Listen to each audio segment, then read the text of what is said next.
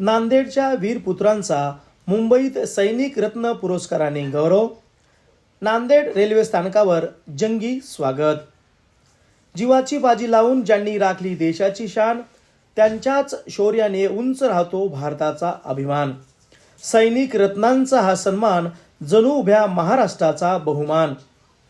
देशसेवेचे कर्तव्य बजावताना पराक्रमाची शर्त करणाऱ्या नांदेड जिल्ह्यातील कॅप्टन प्रकाश कस्तुरे आणि कारगिल युद्धात आपल्या पाय गमावलेले वीर योद्धा कॅप्टन दत्ता पोतंगले या दोन्ही सुपुत्रांना मुंबईतील एका विशेष समारंभात प्रतिष्ठित सैनिक रत्न पुरस्कारानं गौरवण्यात आलं. भारत पाकिस्तान आणि भारत चीन संघर्षात अनेक यशस्वी ऑपरेशन्स करणाऱ्या या वीर जवानांना हा सन्मान पूर्ण जिल्ह्यासाठी अभिमानास्पद ठरलेला आहे. पुरस्कार स्वीकारून दिनांक 27 जुलै रोजी हे दोन्ही वीर अधिकारी देवगिरी एक्सप्रेसनं हुजूर साहेब नांदेड रेल्वे स्थानकावर पोहोचले. यावेळी त्यांच्या कुटुंबियासह मातृभूमी प्रतिष्ठान नांदेडच्या वतीनं सत्कार करण्यात आला.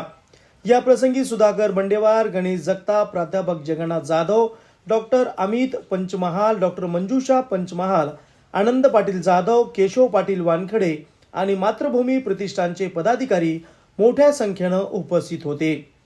सत्कारानंतर माध्यमांशी बोलताना दोन्ही कॅप्टननी आजपर्यंत केलेल्या देशसेवेचा आणि कार्याचा असा गौरव होत असल्याबद्दल सर्वांचे मनापासून आभार मानले आणि एकवृत्त न्यूज चॅनलला आपली मुलाखत यावेळी दिली. ऐकूयात त्याविषयीची त्यांची मुलाखत. प्रकाश नारायण कस्तुरे, सेवानिवृत्त कॅप्टन, भारतीय सैन्यात 30 वर्ष सेवा करून 2005ला सेवानिवृत्त झालं.